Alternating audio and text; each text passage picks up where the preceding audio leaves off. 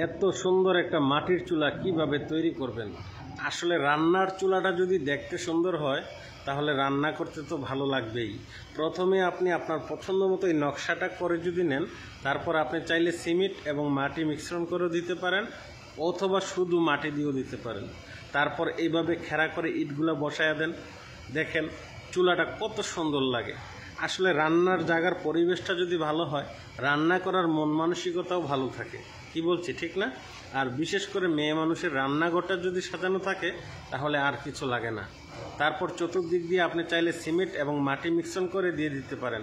যদি সিমেন্ট সঙ্গে দেন তাহলে একটু লাস্টিং করবে ভালো, আর মাটি দিলে অবশ্যই ভেঙে যাওয়ার সম্ভাবনা আছে।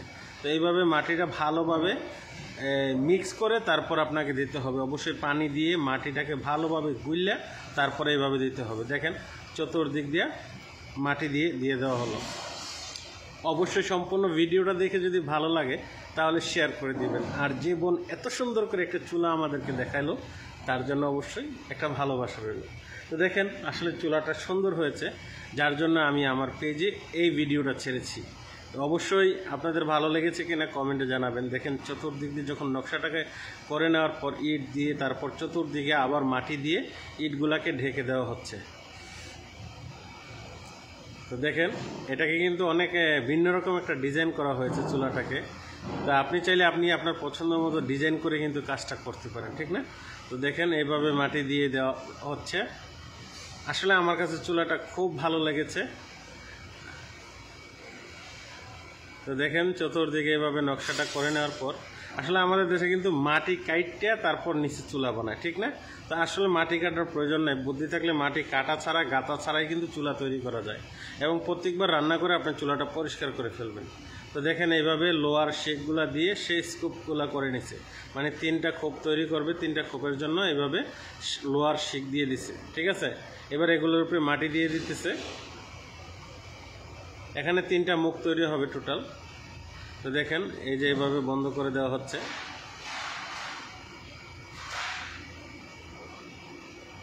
তো অবশ্যই চুলাটা তৈরি করতে একটু সময় লাগবে, আপনি কিন্তু চাইলে এই শর্টকাটে করতে পারবেন না। ভালোভাবে একটু ধৈর্য ধরে যদি চুলাটা তৈরি করেন তাহলে অবশ্যই অনেক সুন্দর হবে। তো দেখেন মাটিগুলো দেওয়ার পর একটু শক্ত হয়ে গেলে কিন্তু আবার এটাকে আপনি কেটে তারপর সমান করে তারপর লেপে নিতে হবে, ঠিক আছে? তো দেখা যাক। এবার 3টা মুখ করে নিল। দেখেন এবার কিছু শুকানোর পর সে আবার এগুলাকে কাইটে সুন্দর করে নিছে কাঁচি দিয়ে। তারপরে এই যে দেখেন লেপে দিতেছে। চুলাটা কিন্তু মোটামুটি প্রায় হয়ে গেছে বলে চলে, এখন শুধু ফিনিশিংয়ের পালা।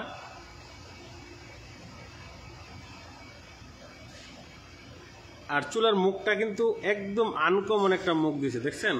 এই যে আপনি লার্কি দিয়ে রান্নেন আর যেটা দিয়ে রান্না করেন না কেন, খুব আনকমন একটা।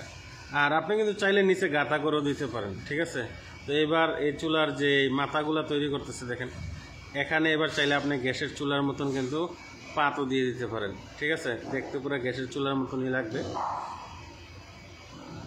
তো এগুলো হচ্ছে শৌখিন চুলা, আপনি চাইলে তৈরি করতে পারেন এবং প্রতিদিন পরিষ্কার করতে হবে আর কি, যদি গাঁথা না করেন। আর গাঁথা করলে আপনাকে গাঁথা করেও দিতে পারেন। এবার দেখেন চুলার পাতগুলো দিয়ে দেওয়ার পর কত সুন্দর লাগতেছে। বাহ, অসাধারণ। ধন্যবাদ ভিডিওটি দেখার জন্য। ভালো লাগলে অবশ্যই শেয়ার করে দিবেন। আল্লাহ হাফেজ।